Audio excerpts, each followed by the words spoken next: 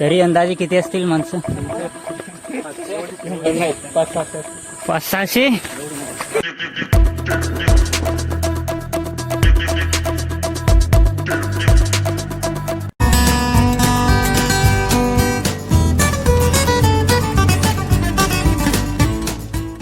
नमस्कार मित्रांनो, मी आपला क्लिपू स्वागत करतोय नवीन एका व्लॉगमध्ये. तर आज आपण चाललो आहे पालघर तालुक्यातील एक प्रसिद्ध असलेला गड आशेरी गड यावर. इथे जाण्यासाठी कुठून रस्ता कुठून जातो ते सर्व तुम्हाला या व्लॉग थ्रू बघायला मिळणार आहे. तरी व्लॉग संपूर्ण बघत राहा. या किल्ल्यावर येण्यासाठी तुम्हाला प्रामुख्याने एकच वाट बघायला मिळेल. मुंबई अहमदाबाद महामार्गावर असणाऱ्या वाडा खडकोना गावाच्या जवळ आशेरीगड नावाची पाटी दिसेल. तिथून गावात 5 मिनिटांच्या अंतरावर बाईकने गेल्यावर आपण गडाच्या पार्किंग जवळ पोहोचतो. गडाच्या पार्किंगपासून गडाच्या खिंडीपर्यंत जाण्यासाठी लोखंडी पायऱ्यांजवळ जाण्यासाठी सुमारे 1 ते 1.5 तास लागू शकतो व नंतर तेथून वर जाण्यासाठी साधारण अर्धा तास म्हणजे जवळजवळ 4 ते 5 तासांच्या ट्रेकमध्ये हा किल्ला तुम्ही इझिली चढू शकता. ह्या किल्ल्याचा इतिहास जर बघायला गेला आणि विकिपीडियानुसार तर इतिहास काळात ठाणे जिल्ह्याच्या उत्तर सीमेचे रक्षण करणाऱ्या या किल्ल्याच्या परिसरात सागाच्या झाडाचे जंगल खूप मोठ्या प्रमाणात होते. त्यामुळे प्रामुख्याने जहाज बांधणीसाठी उपयुक्त ठरणाऱ्या या लाकडांमुळे इतिहास काळात या किल्ल्याचे महत्त्व खूपच होते. हळूहळू आशेरी गडाच्या दिशेने जाताना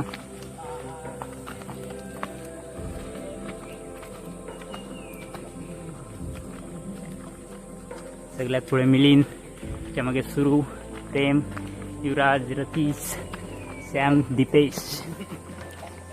काय करा ना इकडं.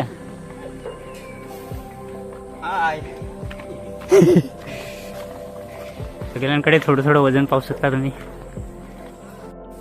मला सोडून त्या विलग रचनेचा एक फायदा होतो. ठिकाणी दगडाचे इथे निशाणे दाखवले आहे बाणाचे. आपण या बाणाच्या दिशेकडे जायचे वरती चढण्यासाठी. तुम्ही याल तेव्हा बघत मागे पाहू शकता आमचा ग्रुप जसं थम्सअप एन्जॉय करतोय. ब्रेक घेतलाय आणि हा एक हार्ड पॅच दिसत असेल तुम्हाला एवढा.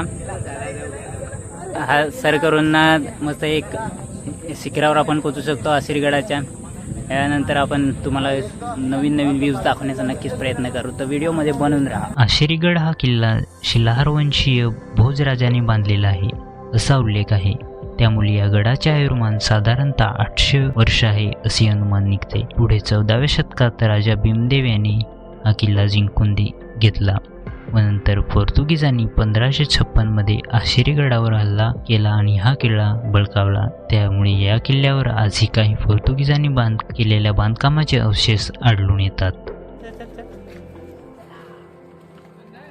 त्यानंतर फायनली पुढे शिडीवाला त्याच दिशेल पाहू शकता. कातळ पडीव दगडामधून शिड्या लावलेल्या आहेत डायरेक्ट चढण्यासाठी आशेरी गडावर. तसेच दगडाच्या कापात असलेल्या या लोखंडी पायऱ्या या किल्ल्यावरील प्रमुख आकर्षण ठरतात. पण या लोखंडी पायऱ्या सद्यस्थितीत थोड्या तुटलेल्या स्वरूपात आहेत. त्यामुळे चढताना सावध असणे तितकेच गरजेचे आहे. पुढे संभाजीराजांनी इसवी सन 1683 साली आशेरीगड जिंकून घेतला आणि नंतर परत 1687 मध्ये पोर्तुगीजांनी हा किल्ला ताब्यात घेतला व त्यानंतर 1737 मध्ये परत एकदा मराठ्यांचे भगवे निशाण या गडावर डोलू लागले आणि त्यानंतर 1818 मध्ये आशेरीगड इंग्रजांच्या हाती गेला. पुढे आल्यावर असे गडाच्या वर आल्यावर कारवीमधून मस्त अशी चिंचोळी वाट पाहायला मिळेल. कारवीतून वाट काढून गडावर आल्यावर थोडं पुढे असणाऱ्या सखल भागात आल्यावर आपल्याला एक गुफा दिसून येते. त्यात एका देवीचे मंदिर देखील आहे. तसेच गुफेच्या आत बाहेर आपल्याला सुप्रसिद्ध असणारी वारली चित्रकला देखील पाहायला मिळते.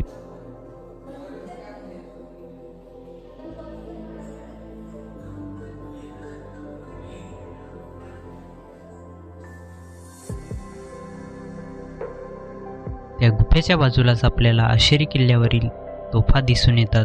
ही या किल्ल्यावरील शेवटची खूण आहे.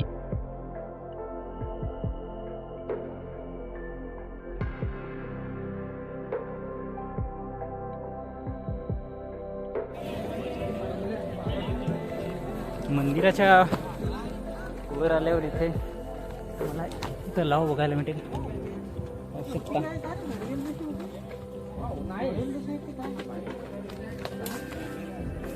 विस्तीर्ण मोठा असा तलाव. त्यात धुका नाही तर त्याच्यामुळे तलाव पण नीटसा दिसत नाही. तलावात असता खूप मोठा विस्तीर्ण असा तलाव पाहायला मिळेल. धुकं पाहू शकता एकदम धुक्याने दाट झालं.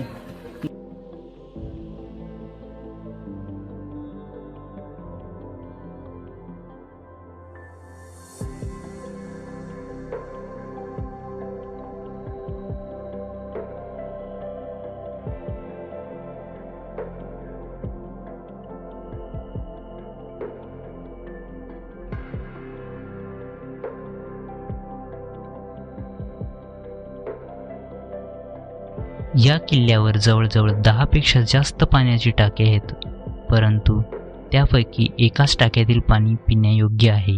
त्यामुळे या गडावर येताना आपल्याकडे पुरेसा पाणी असणे खूपच गरजेचं आहे.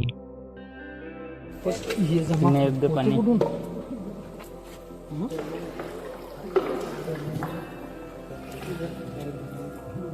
खोल आहे का एकदम?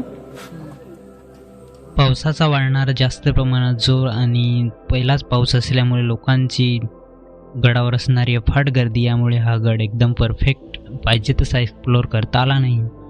त्यामुळे हा तोडका मोडका व्लॉग तुम्हाला कसा वाटला कमेंटद्वारे नक्की कळवा. तसेच आज किल्ल्यावर काही लोक तर डीजेवर गाणी लावून जोरजोरात नाचताना दिसून आले व काही तर चक्क मद्यपान करत होते. यातून असे दिसून येते की आपल्या आदिवासी बहुल भागात असणाऱ्या गड किल्ल्यांचे महत्त्व लोकांना तितकेसे दिसत नाही. हे बघून खूप वाईट वाटले.